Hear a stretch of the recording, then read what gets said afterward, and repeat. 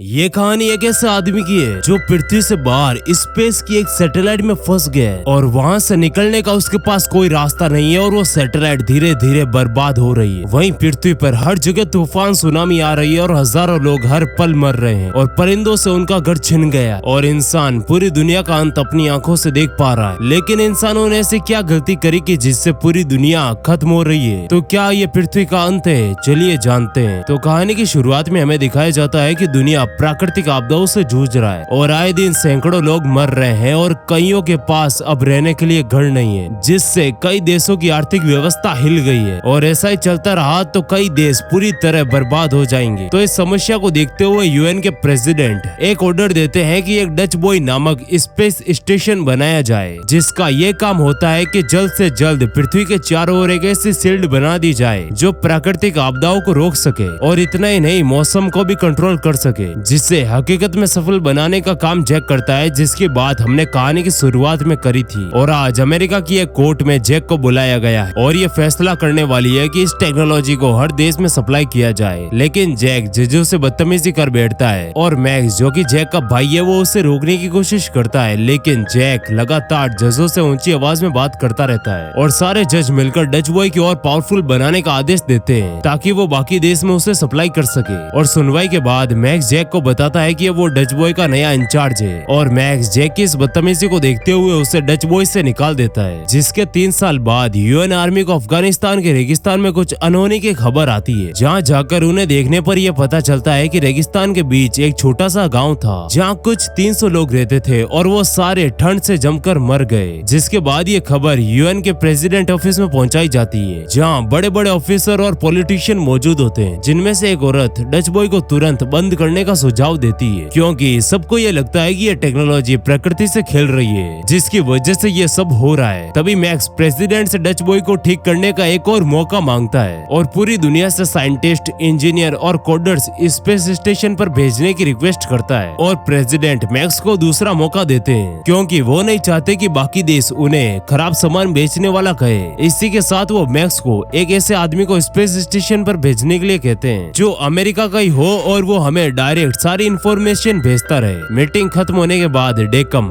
Max को कहता है कि वो जैक से बात करे स्पेस स्टेशन यानी डच बॉय पर जाने के लिए, क्योंकि उसी ने उसे बनाया है और उससे ज्यादा डच बॉय को और कोई नहीं समझ सकता। वहीं ऊपर डच बॉय में एक इंडियन साइंटिस्ट को कुछ ऐसा पता चलता है जिसे जानकर वो बेहद ही घबराया हुआ नजर आ रहा है और वो ये सारा डाटा अपने लॉकर रूम में रख देता है और ये सब एक दूसरा साइंटिस्ट दूषित देख लेता है। जिसके कुछ देर बाद वो इंडियन साइंटिस्ट अचानक एक एक्सीडेंट द्वारा या शायद मरवा दिया जाता है। अब इस साइंटिस्ट को किसने मारा और उस लॉकर रूम में ऐसा क्या है वो हमें कहानी में आगे चलकर पता चलेगा। वहीं पृथ्वी पर मैक्स जैक से मिलने जाता है, तभी बाहर उसे हाना यानी उसकी भतीजी मिलती है। फिर जैक भी घर से बाहर आता है, पर वो मैक्स को वहाँ देखकर खुश नहीं होता। पहले तो वो मैक्स से ठीक से बात भी नहीं करता, लेकिन जब मैक्स जैक को ये बताता है कि डच बॉय में गड़बड़ है और पूरी दुनिया को उसकी जरूरत है, तो जैक मान जाता है। वहीं हांगकांग के आईसीसी डिपार्टमेंट में काम कर रहे चिंग लोंग को अफगानिस्तान में हुए हादसे के बारे में कुछ पता चलता है। फिर वो किसी को कॉल करके सुपरमार्केट जाकर कुछ सामान खरीदता है और सामान लेकर जब गाड़ी के पास आता है, तभी उसके हाथ से गंडा नीचे गिरकर फूट जाता है और अंडा वहीं ऑमलेट बन जाता है। तभी चिंग की आंखों के सामने सड़क टूटने लगती है और उसमें से लावा निकलने लगता है और चिंग तुरंत कार में बैठकर फुल स्पीड में कार चलाने लगता है और अपनी जान बचाने की कोशिश करता हुआ आधा शहर पार कर लेता है और अचानक तबाही रुक जाती है और सब फिर से नॉर्मल हो जाता है। लेकिन उस हादसे में हांगकांग के हजारों लोग मारे जाते हैं। दूसरी ओर जैक अपना बैग पैक करके हना को उसकी मम्मी के पास छोड़कर सीधा नासा पहुंच जाता है और नासा वाले उसे एक रॉकेट के जरिए डच बॉय पहुंचा देते हैं, जहां उसका वेलकम ऊटे करती है, जो कि डच बॉय की एक चीफ साइंटिस्ट है और ऊटे उसे कुछ खास डच बॉय मेंबर से मिलवाती है, अदिशा, ड्यूकेन, हर्नांडिस और दूसरे से। और नीचे पृथ्वी पर हमें पता चलता है कि मैक्स सारा से प्यार करता है, जो प्रेसिडेंट की चीफ सेक्रेटरी हेड है। तभी एक कॉल आता है और चैंग मैक्स को बताता है कि ये सारे हादसे कोई एक्सीडेंट नहीं बल्कि किसी ने डच बॉय का एक्सेस चुरा लिया है और वो डच बॉय की मदद से जगह जगह पर प्राकृतिक आपदाएं ला रहा है और उसे एक्सीडेंट का नाम दे रहा है। जिसके कुछ देर बाद चिंग पर कोई हमला करने की कोशिश करता है, लेकिन चिंग छिपकर अपनी जान बचा लेता है। वहीं डच बॉय पर जैक हर सैटेलाइट को चेक करने का ऑर्डर देता है ताकि उसे पता चल सके कि आखिरकार प्रॉब्लम कहाँ है। फिर जब जैक मैक्स से बात करता है तो मैक्स उसे बताता है कि ये सब कोई एक्सीडेंट नहीं बल्कि डच बॉय के जरिए कोई लोगों को मार रहा है, क्योंकि डच बॉय एक ऐसी टेक्नोलॉजी है जो पृथ्वी को प्राकृतिक आपदा से बचा सकती है और प्राकृतिक प्राकृतिक आपदा बना भी सकती है जहाँ वो चाहे। फिर जैक और उसकी टीम जैसे ही एक सैटेलाइट चेक करने वाली होती है, पता नहीं कैसे सैटेलाइट अपना कंट्रोल खो देती है और कोई भी उसे कंट्रोल नहीं कर पा रहा था और सैटेलाइट डच बॉय में तबाही मचाती है, लेकिन किसी को चोट नहीं आती और सैटेलाइट तबाही मचाने के बाद पूरी तरह डिस्ट्रॉय हो जाती है और उसमें रखी सारी ड्राइव्स भी बर्बाद हो जाती है। लेकिन तभी दुष्यंत बताता है कि जब वो इंडियन साइंटिस्ट मरा था वो भी एक्सीडेंट नहीं था, ये सब उन ड्राइव्स के जरिए किया गया था, जिसमें एक ड्राइव अभी भी सैटेलाइट में कहीं फंसी हुई है। फिर जैक और रूटे उस ड्राइव को लेने स्पेस सूट पहनकर स्पेस में जाते हैं और उस ड्राइव तक पहुंच जाते हैं और जब वो उसे वापस लेकर आ रहे होते हैं, जैक का सूट आउट ऑफ कंट्रोल हो जाता है और जैक स्पेस में गोल गोल घूमने लगता है और चांद की ओर बड़ी तेजी से बढ़ने लगता है और अगर वो सैटेलाइट के एरिया से बाहर चला गया तो वो स्पेस में खो जाएगा और उसे ढूंढना नामुमकिन हो जाएगा। लेकिन जैक सैटेलाइट का लास्ट हिस्सा पकड़कर अपनी जान बचा लेता है और दोनों वापस डच बॉय के अंदर जाते हैं और रूटे को लगता है कि हमने ड्राइव खो दी, लेकिन जैक ने ड्राइव एक्सीडेंट के दौरान निकाल ली थी। पर वो ये बात सिर्फ रूटे को ही बताता है क्योंकि उसे लगता है कि कोई टीम मेंबर उन्हें मारना चाहता है। लेकिन इतनी मेहनत करने के बाद भी जैक को उस ड्राइव से कुछ पता नहीं चलता क्योंकि वो ड्राइव को खोल ही नहीं पा रहे थे, क्योंकि उस ड्राइव को प्रेसिडेंट या 3 लेवल के लोग ही खोल सकते हैं और ये 3 लेवल के लोग वही होते हैं जो प्रेसिडेंट ऑफिस में काम करते हैं। दूसरी ओर पृथ्वी पर मैक्स जेंग से मिलने जाता है और उसे बताने वाला ही होता है कि इन सबके पीछे आखिरकार कौन है। लेकिन तभी एक कार चेंग को उड़ा देती है और वो कार वहाँ से भाग जाती है और चेंग वही मर जाता है। फिर जैक मैक्स से कोड लैंग्वेज में बात करता है ताकि उनकी बात किसी और को पता ना चले और मैक्स उस बातचीत को डेना के पास लेकर जाता है जो कि एक हैकर है और जब मैक्स जैक की बातों को अनलॉक करता है तो उसे पता चलता है कि सरकार में कोई ऐसा बंदा है जो ये सब कर रहा है और हम किसी पर भी भरोसा नहीं कर सकते। पर वो बंदा कौन है ये जानने के लिए उन्हें व्हाइट हाउस की सीक्रेट फाइल्स निकालनी होगी जहाँ तक सिर्फ सारा ही पहुँच सकती है और मैक्स सारा को ये काम करने के लिए जैसे तैसे मना लेता है क्योंकि ये उसकी ड्यूटी के खिलाफ होता है। वहीं डच बॉय में जैक और रूटे ये जानने के लिए सीसीटीवी फुटेज चेक करते हैं कि आखिरकार इन सब के पीछे कौन है, लेकिन उन्हें उस इंडियन साइंटिस्ट के बारे में कुछ पता चलता है और वो दोनों सीधा लॉकर रूम की तरफ जाते हैं जहाँ इंडियन साइंटिस्ट ने अपना सारा डाटा छिपाया है, लेकिन उन्हें वो डाटा वहाँ नहीं मिलता है जहाँ साइंटिस्ट ने रखा था और ये सब चुपके से दुष्यंत देख रहा होता है और वो जैक पर गन तान देता है क्योंकि उसे लगता है कि जिसने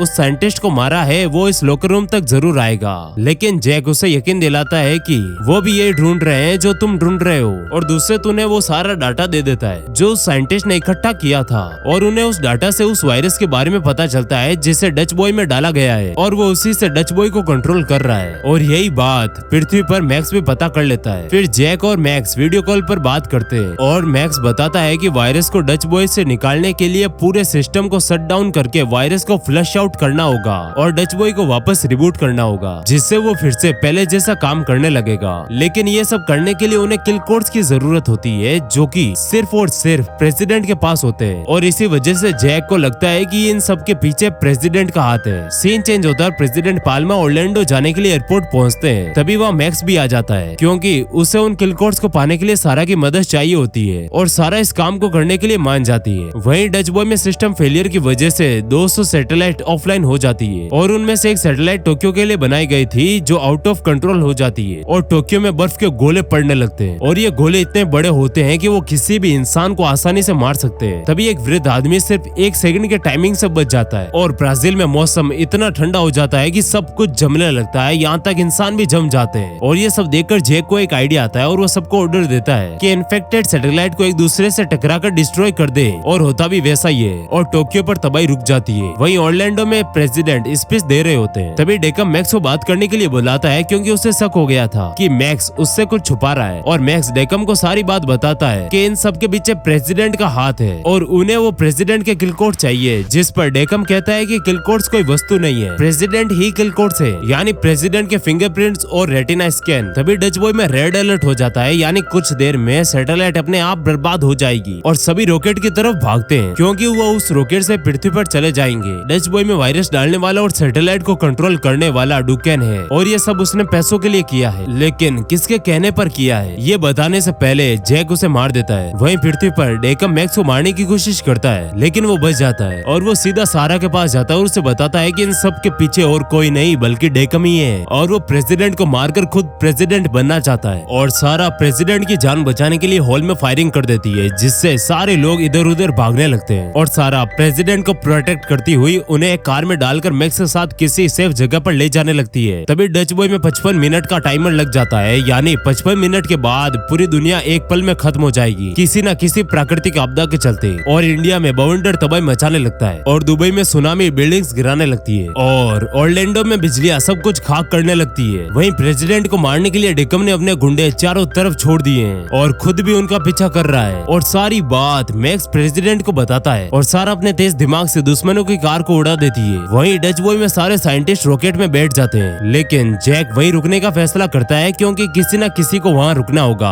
और किलकोट्स मिलते ही स्पेस स्टेशन से उन सभी सैटेलाइट को शट डाउन करना होगा। और नीचे पृथ्वी पर डेकम मिसाइल से प्रेसिडेंट की कार को उड़ा देता है। और जब वो देखता है कि उस कार में तो कोई नहीं है और वो हैरान हो जाता है और पीछे से सारा डेकम पर गन तान देती है। तभी वहाँ पुलिस आकर डेकम को अरेस्ट कर लेती है और मैक्स जैक को बताता है कि इन सब के पीछे डेकम था। और प्रेसिडेंट जैक को किल कोड्स देते हैं जिन्हें अपलोड होने में 60 सेकंड लगेंगे और जैक के पास अब सिर्फ 8 मिनट होते हैं। तभी प्रेसिडेंट दुखी मन से जैक को ये बताता है कि जैक स्पेस स्टेशन से जिंदा बचकर अब नहीं निकल पाएगा क्योंकि किल कोड सिर्फ सैटेलाइट को रोक सकते हैं, स्पेस स्टेशन को बर्बाद होने से नहीं रोका जा सकता। फिर जैक कंट्रोल रूम की तरफ बढ़ता है, तभी एक बहुत बड़ा धमाका होता है जिससे ग्रेविटी चली जाती है और ऑक्सीजन भी खत्म हो जाता है। और जैक तुरंत स्पेस सूट की ओर जाता है और उसे पहन लेता है और कंट्रोल रूम तक पहुंचकर पासवर्ड डाल देता है, लेकिन पासवर्ड इनवैलिड होते हैं। तभी वहाँ उठे भी आ जाती है और सही पासवर्ड डालकर रूम खोल देती है और दोनों कंट्रोल रूम के अंदर जाकर किल कोड्स की मदद से जियोस्टॉर्म रोक देते हैं। और इस फिल्म के अनुसार बुर्ज खलीफा गिरने से बच जाता है और स्पेस स्टेशन पूरी तरह बर्बाद हो जाता है। लेकिन जैक और उठे हार नहीं मानते और अपनी जान बचाते बचाते एक सैटेलाइट में घुस जाते हैं, लेकिन वो सैटेलाइट बिना किसी कंट्रोल के पृथ्वी की ओर बढ़ रही होती है और अगर उसे जल्दी कंट्रोल नहीं किया गया तो ये सैटेलाइट पृथ्वी से टकराकर बर्बाद हो जाएगी और दोनों मारे जाएंगे। लेकिन अर्थ के ऑर्बिट में पहुंचने से पहले ही हर्नांडेस उसे रॉकेट की मदद से बचा लेता है और सभी खुश हो जाते हैं, खासकर मैक्स, क्योंकि इतने सालों के बाद मैक्स और जैक के रिश्तों में कुछ मिठास आई है और अब वो एक दूसरे को खोना नहीं चाहते। तो इतनी परेशानियों के बाद आखिरकार हीरो जीत ही जाता है। तो आप भी अपने जीवन के हीरो बने और हमेशा जीतते रहे और वीडियो को लाइक शेयर एंड सब्सक्राइब करना ना भूलें।